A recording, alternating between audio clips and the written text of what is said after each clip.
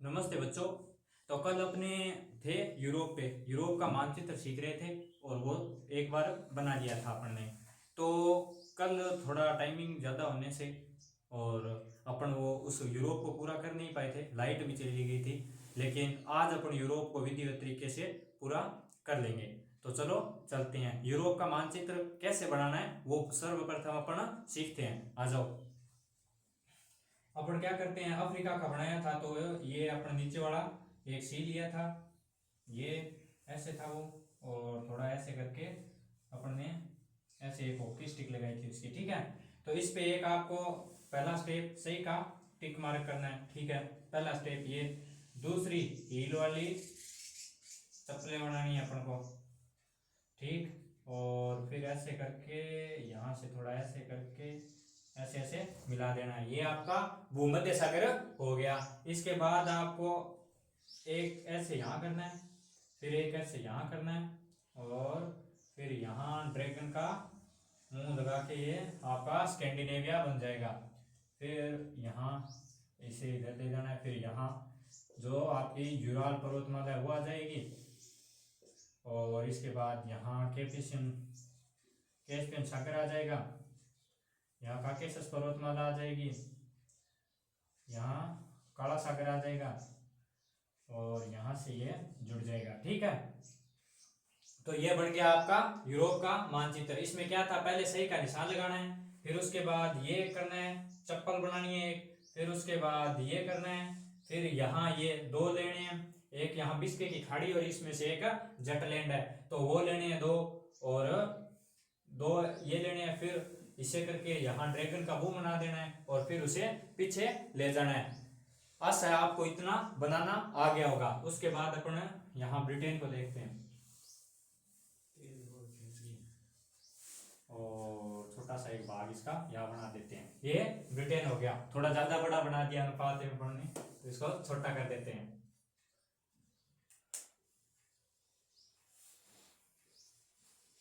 ये आपका क्या कौन सा देश हो गया, ब्रिटेन देश हो गया।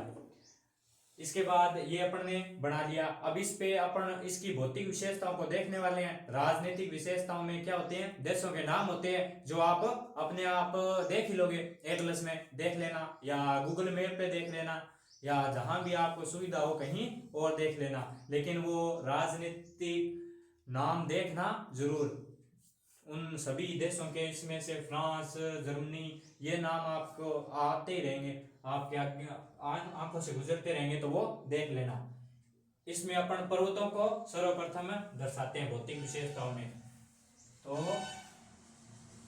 पर्वत, ठीक है, यहाँ सबसे यूरोप का सबसे लंबा और जो यूरोप और एशिया को विभाजित करता है उस पर्वत का कौन सा नाम है, यूराल पर्वतमाला। यहाँ अपन एक लिखते हैं।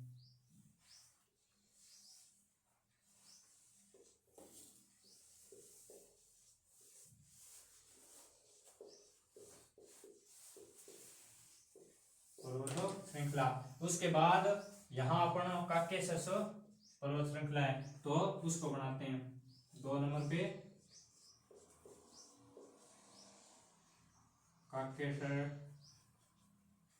काकेशस पर्वत। यहाँ अपन काकेशस पर्वत को बनाते हैं 2 नंबर पे।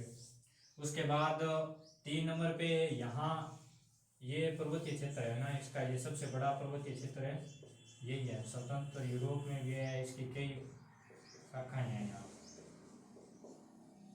तो इन पर्वत श्रृंखला का क्या नाम है,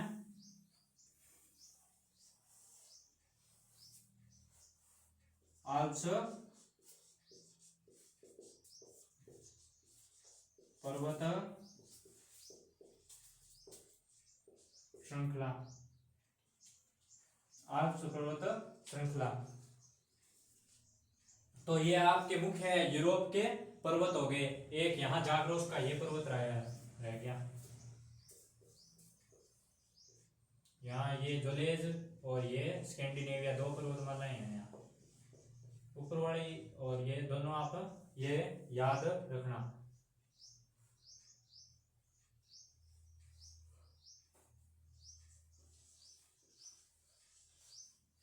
अच्छा 4 और 5, तो ये 4 पे कौन सा है?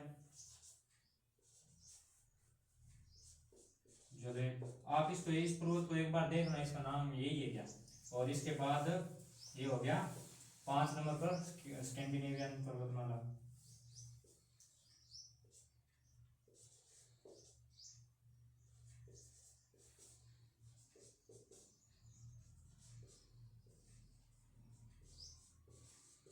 की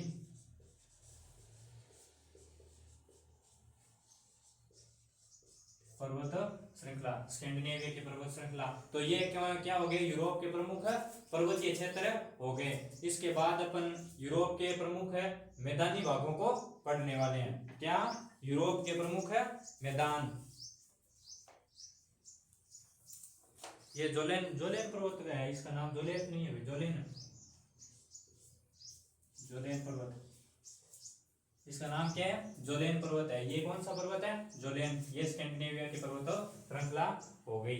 उसके बाद अपन क्या देखने वाले हैं? प्रमुख रूप से मैदान इसके देखने वाले हैं। तो इसमें मैदान तो यही है, यहाँ शायद आपको इधर से दिख जाएगा। तो ये मैदानी क्षेत्र इसके कौन से हैं? ये है मैदानी क्षेत्र, ये पर्वतीय क्षेत्र है तो ये इसके मैदानी क्षेत्र है। तो यहाँ तो पूर्वी उत्तरी यूरोप का मैदानी क्षेत्र, उत्तरी यूरोप, ये उत्तरी यूरोप हो गया। तो ये उत्तरी यूरोप, ये मैदान के क्षेत्र है। इसको अलग अलग भागों में बांटा गया है, उत्तरी यूरोप और यहाँ पश्चिमी रूस का मैदान, ऐसे करके इसको 2 भागों में मुख्य रूप से बांटा गया है। लेकिन आप उत्तरी में इसको पूरे को याद रखना, उत्तरी यूरोप के मैदान, यानी ऊपर है तो उत्तरी यूरोप के मैदान। फिर यहाँ अपन प्रमुख है पठार देखेंगे कुछ मैदानों में, मैदान। तो यहाँ मैदानों में उत्तरी यूरोप के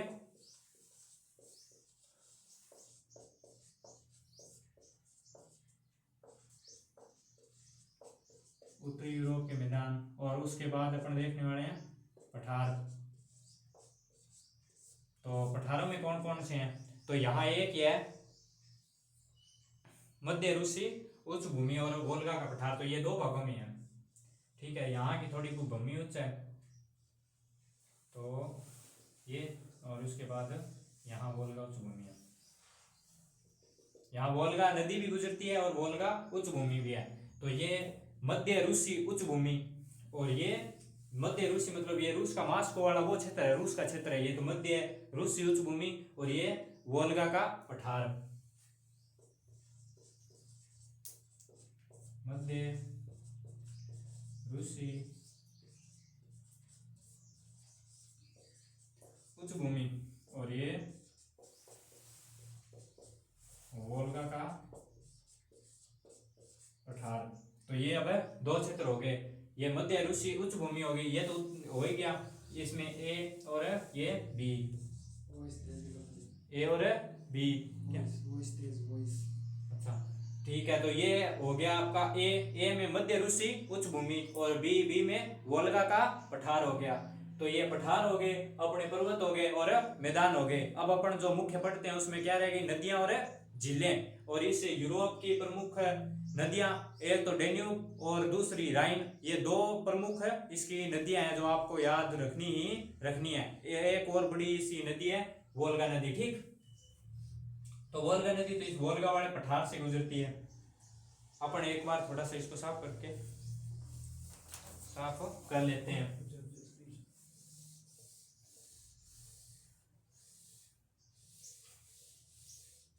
कल से मारेंगे स्क्रीन शॉट।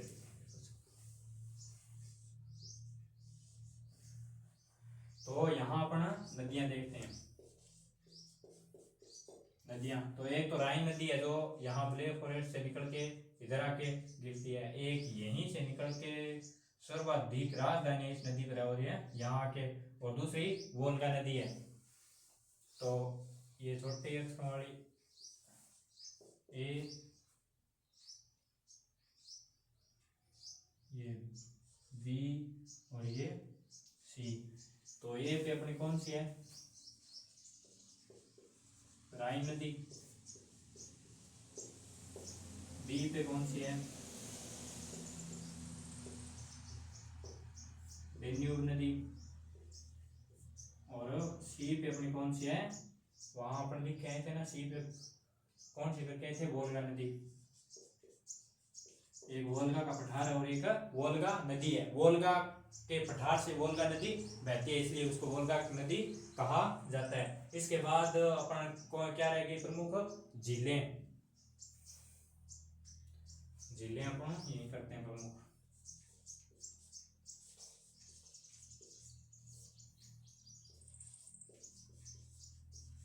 यहाँ अपन यूरोप की प्रमुख है झीलें पढ़ने वाले हैं, जिसमें से प्रमुख प्रमुख झीलें अपन देखने वाले हैं। महत्वपूर्ण झील 2-3 है यूरोप की, वो अपन जानने वाले हैं। तो उनमें से यूरोप की प्रमुख झीलों में ओनेगा और लोडेगा यहाँ है, एक यहाँ है और दूसरी यहाँ है।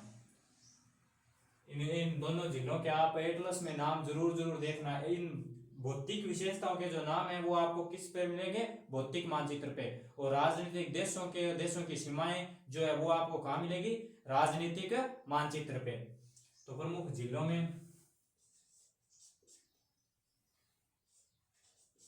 ओनेगा और लोडेगा, ये दो प्रमुख है यूरोप की झीलें हैं। तो अब आपको यूरोप की प्रमुख भौतिक विशेषताएं आपको समझ में आ गई होगी। और इससे प्रमुख अक्षांश जो है रेखाएं वो कौन सी गुजरती है, तो इससे ये अपन 23.5 और लगभग 300 अपन ने यहाँ से निकाली थी, तो 60 इसके लगभग यहाँ से निकलती है। 60 डिग्री अक्षांश यहाँ से निकलता है। तो अब आप देख लो ये किस क्षेत्र में आता है, ये शीतोष्ण में है। 60 डिग्री लगभग यहाँ से जाता है, तो ये शीतोष्ण में है। और ये ऊपर वाला भाग है यूरोप का जो शीत में है, यहाँ बर्फ जमी रहती है। लेकिन यहाँ पर कुछ गर्म जल धाराओं के आने के कारण यहाँ के जो पोर्ट है वो सर्दियों में भी क्रियाशील रहते हैं, कार्य करते रहते हैं। वो यहाँ से आने वाली गर्म समुद्री जल धाराओं के कारण, जो अपना आगे समुद्री धाराओं वाले अध्याय में पढ़ने वाले हैं। ठीक है, तो ये अपना यूरोप हो गया। यूरोप में अपने क्या क्या पढ़ा, प्रमुख पर्वत देखे, यूराल पर्वत जो एशिया और यूरोप को विभाजित करता है। उसके बाद अपन ने काकेशस पर्वतमाला वो देखी। उसके बाद अपन ने आल्प्स पर्वतमाला और वो जोलेन पर्वत और उसके बाद यहाँ स्कैंडिनेवियन पर्वत श्रृंखला देखी। 5 पर्वत प्रमुख यहाँ के अपन ने पर्वत श्रृंखलाएं की। उसके बाद अपन ने पठार मध्य रूसी उच्च भूमि देखिए, और उसके बाद वोल्गा का पठार। और इस पूरे क्षेत्र में यहाँ नदियां बहती है, इधर पर्वत है, यहाँ नदियां बहती है, यहाँ समुद्र, इसमें यहाँ समुद्र है। तो यहाँ जो है वो यूरोप का मैदान पाया जाता है। तो उत्तरी यूरोप का मैदान देख लिया अपन ने। उसके बाद अपन ने क्या देखा, उसके बाद अपन ने नदियां देखी। तो यहाँ प्रमुख नदियों के रूप में रायन नदी और डेन्यूब नदी जो यहाँ परिवहन के योग्य भी है। इन नदियों में जल परिवहन भी किया जाता है। और उसके बाद अपन ने देखी एक वोल्गा नदी। तो ये हो गई अपनी नदियां। और यहाँ की प्रमुख झीलों के रूप में अपन ने 2 झीलें भी देखी है, ओनेगा और लोडेगा। ऐसा आपको याद रह जाएगा। अगर एटलस में देख रहे हो या फिर हाथ से मानचित्र बना के उस पे इनको स्थापित कर दे रहे हो ना, तो फिर आपको ध्यान में रह जाएगा। फिर आप घर पे बैठ के सोचा करो, फिर आप सोचोगे तो आपको याद आएगा कि वहाँ कोई था जिसका नाम कैसे शुरू होता था। फिर आप सोचोगे, फिर इतना ही याद आएगा। फिर दोबारा देखोगे ना तो वो फिर काकेशस पर्वतमाला पूरी आ जाएगी। एक बार देखोगे कै पर नाम था, कै पर कौन सा नाम था, तो काकेशस था, तो फिर दोबारा वो पूरी याद रह जाएगी। इसके बाद अपन चलते हैं एशिया पे। चलो अब एशिया का मानचित्र बनाना सीखते हैं।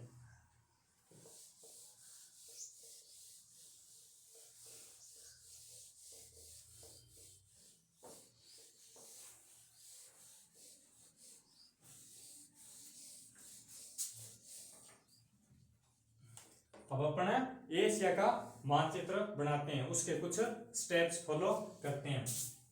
तो यहाँ अपन ने कौन सा बनाया था, ऐसे यहाँ से इसे ऐसे करके यहाँ अपन ने बनाया था अफ्रीका। अफ्रीका में अपन ने ये हॉकी स्टिक लगाई थी, ठीक है, थोड़ी नीचे कर देते हैं, ये हॉकी स्टिक लगाई थी। और यहाँ अपन ने कौन सा बनाया था, अपन ने यहाँ इधर ऊपर यूरोप का बनाया था। तो इसके वैसे ये स्थल यहाँ और यहाँ ये दो खाड़ियाँ, उसके बाद यहाँ बीच में लाल सागर है और ये यहाँ चलता जाता है, यहाँ से ये आगे चलता जाता है, फिर यहाँ से थोड़ा ऊपर उठता है, ऊपर उठाओ, फिर इसे यहाँ एक खाड़ी, फिर यहाँ हारमुज की जलसंधि जो अब करंट में भी बनी हुई है तो वो आती है।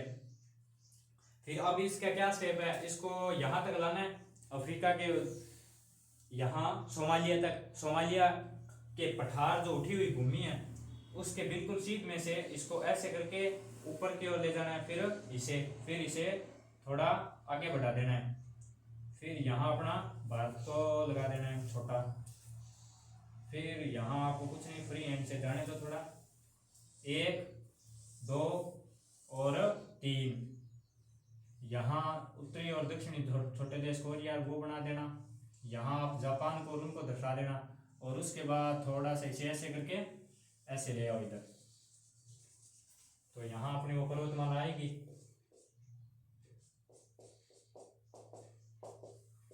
और यहाँ अपने कैस्पियन सागर आ गया, फिर यहाँ काकेशस पर्वतमाला, यहाँ अपना भूमध्य सागर आ गया। थोड़ा इसको इधर कर देते हैं, यहाँ अपनी यूराल पर्वतमाला आ गई, यहाँ अपना कैस्पियन सागर आ गया, यहाँ काकेशस पर्वतमाला आ गई, और यहाँ अपना काला सागर आ गया, और ये यहाँ भूमध्य सागर से जुड़ गया।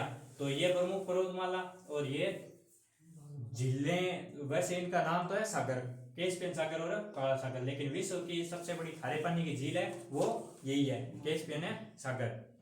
फंस गया ये। तो आपको मुख्य स्टेप तो आ गए होंगे, ये करना है, फिर इसके बाद ये, फिर यहाँ थोड़ा सा पाकिस्तान वाला क्षेत्र बना के भारत बना देना है, फिर फ्री हैंड से नीचे जाना है और यहाँ दर्शा देना है सुमात्रा का द्वीप, और उसके बाद जावा, और उसके बाद यहाँ आपको बोर्नियो करवाया था, और यहाँ फिलीपींस के क्षेत्र है, यहाँ फिलीपींस है,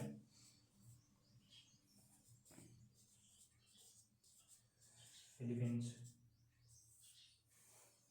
यहाँ ये इंडोनेशिया के भाग है, और ये बोर्नियो अलग से देश है ही, ये बोर्नियो, ये थाईलैंड का भी इसमें कुछ हिस्सा है, ये बोर्नियो प्राय बोर्नियो द्वीप है, ये सुमात्रा और जावा है, ठीक। यहाँ छोटा ताइवान भी आप बना सकते हो, छोटा ताइवान। लेकिन अब आपका एशिया का पूरा आपको नक्शा आ गया होगा, यहाँ जापान हो गया, यहाँ उत्तरी कोरिया और दक्षिणी कोरिया हो गया, यहाँ चाइना हो गया, यहाँ ऊपर रूस हो जाएगा, इधर यूराल पर्वतमाला आ गई, कैस्पियन सागर आ गया, काला सागर आ गया, इसी के थोड़ा इधर चल के अपना अरल सागर है, और इसी के बाद में यहाँ थोड़ा चल के बेकाल झील है, जो अपन थोड़ी देर में अब देखने वाले हैं इसकी भौतिक विशेषताओं में। तो चलते हैं फिर एशिया का केवल मानचित्र रखते हैं, बाकी को हटा देते हैं।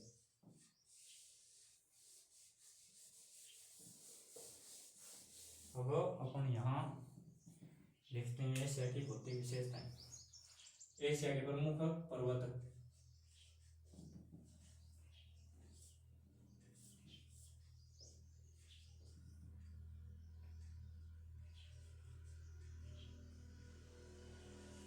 श्रृंखलाएं, ठीक है।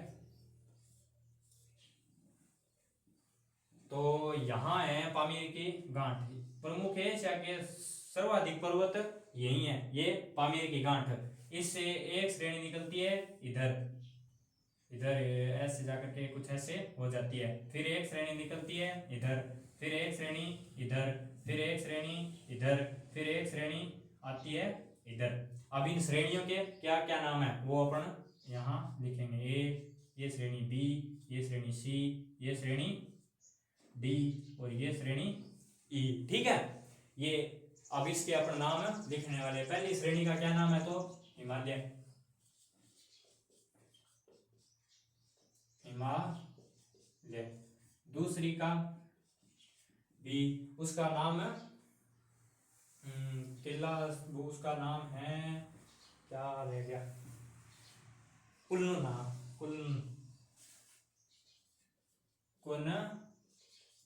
कुनलुन, इसका नाम कुनलुन। उसके बाद सी का नाम तियनशान, तियनशान। उसके बाद डी का नाम हिंदूकुश,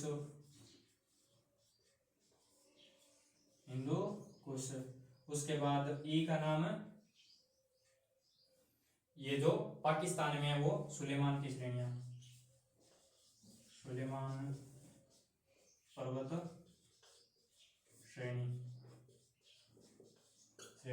उसके बाद ये कितने पर्वत हो गए अपना, 5 पर्वत। उसके बाद थोड़े 2 पर्वत यहाँ भी है, एक यहाँ है पर्वत श्रृंखला और दूसरी इसके बिल्कुल यहाँ है। तो इन पर्वत श्रृंखलाओं के प्रमुख है ये हैं। तो इसमें है एल्ब्रूस और ऊपर वाले ई, इसमें एफ और इसमें जी। तो ऊपर वाला एल्ब्रूस,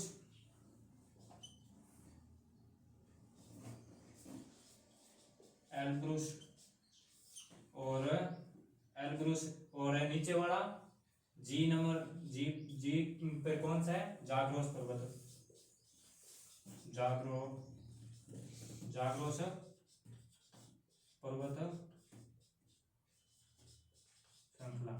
ठीक है, तो ये अपन कौन से हो गए, एशिया के प्रमुख पर्वत। एक एशिया का सर्वाधिक ठंडा पर्वत, ठंडे क्षेत्रों का जो पर्वत वो यहाँ, ये कौन सा है, वर्खोयांस्क, ये वो याद रखने वाला पर्वत है। अच्छा, उसके लिए अपन अर्थ लगाते हैं, तो वो कौन सा है, वर्खोयांस्क, वर्खोयांस्क कौन सा है, उस पर्वत का क्या नाम है, वर्खोयांस्क। यहाँ अच्छा हो गया। अब ये अपन एशिया के प्रमुख पर्वत अपन ने पढ़ लिए, ठीक है। और एशिया की वो भौतिक विशेषताएं, थोड़ा तो उसके आसपास के जलीय क्षेत्र तो आपको याद रखनी है। नीचे कौन सा है, हिंद महासागर, यहाँ बंगाल की खाड़ी, यहाँ अरब सागर, और वहां यहाँ आपको चीन सागर बताया था, और वहां पूरे इसके उस क्षेत्र में कौन सा है, प्रशांत महासागर। ठीक है, तो अब इसके बाद अपन इसके प्रमुख पठार करने वाले हैं। पठारों में आपको एक याद रखना है, पठार, विश्व का सबसे ऊंचा पठार कौन सा है, अंतर पर्वतीय पठार भी है, उसका नाम तिब्बत का पठार, तिब्बत का पठार। कौन सा पठार है, तिब्बत का पठार। उस ये तिब्बत का पठार यहाँ है।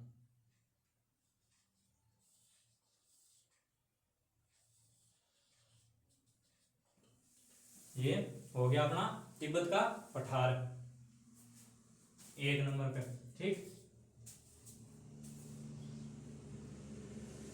और उसके बाद अपन क्या पढ़ने वाले हैं, टाइम क्या हुआ है, टाइम 25 मिनट हो गए। उसके बाद अपन इसकी प्रमुख नदियां देखने वाले हैं।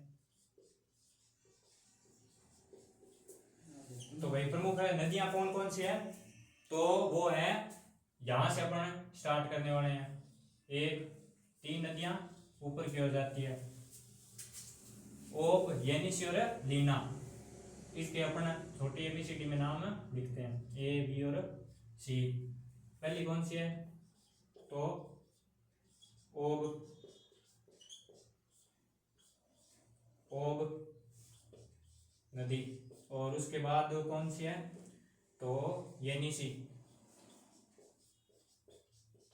येनिसी। उसके बाद ओब है पहले, फिर उसके बाद कौन सी नदी है, येनिसी, और उसके बाद कौन सी नदी है, वो लीना, लीना।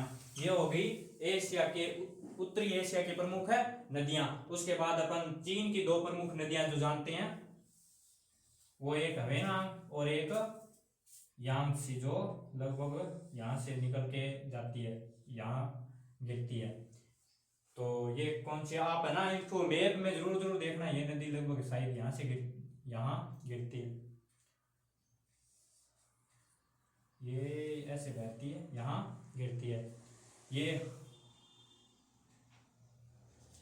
डी और ई, डी, वो कौन सी है, हवांग ही, हवांग ही। और ये कौन सी है, यांग, यांग सी। अब भाई नाम ये चाइना की है, ये ऐसे ही है, यांग सी, हवांग ही। और उसके बाद अपन आपको दो नदियां यहाँ की देखनी है। इन नदियों के क्या नाम है, साल्विन और इरावदी, इधर वाली साल्विन और इधर वाली जी,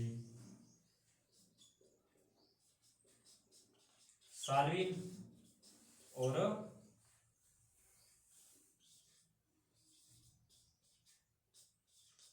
इरावदी,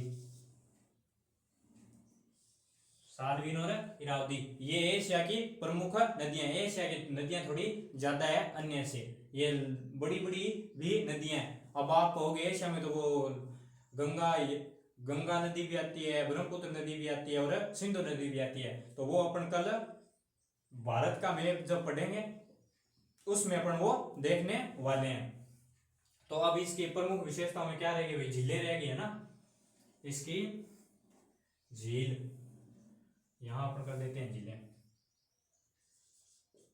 झीलें ज्यादा नहीं है झीलें। तो एक नंबर पे तो यही है अपनी, उसके बाद एक लगभग यहाँ है थोड़ी, और दूसरी यहाँ है, एक दो और तीन। तो एक पे कौन सी है,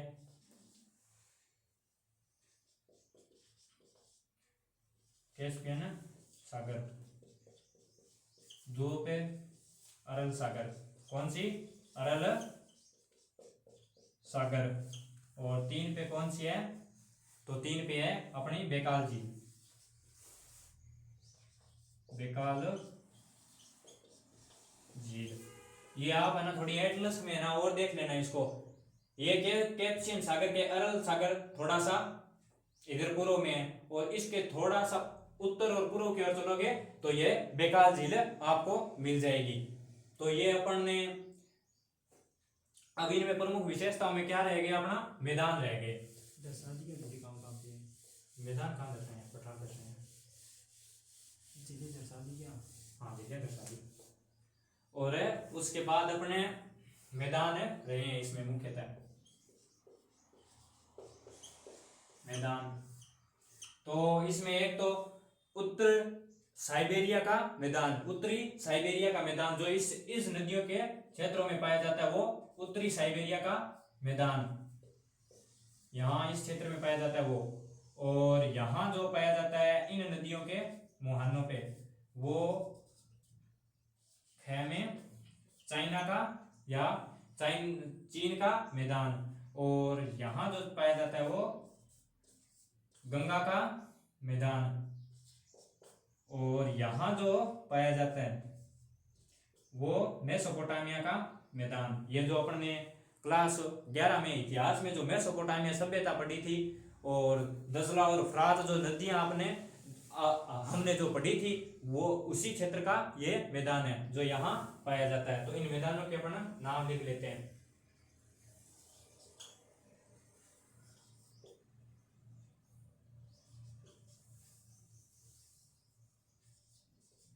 उत्तरी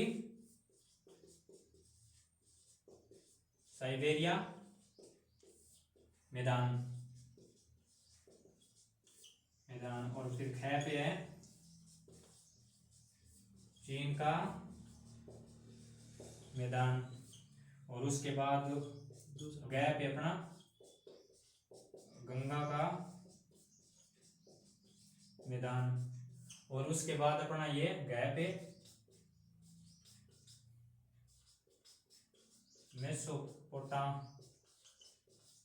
मेसोपोटामिया का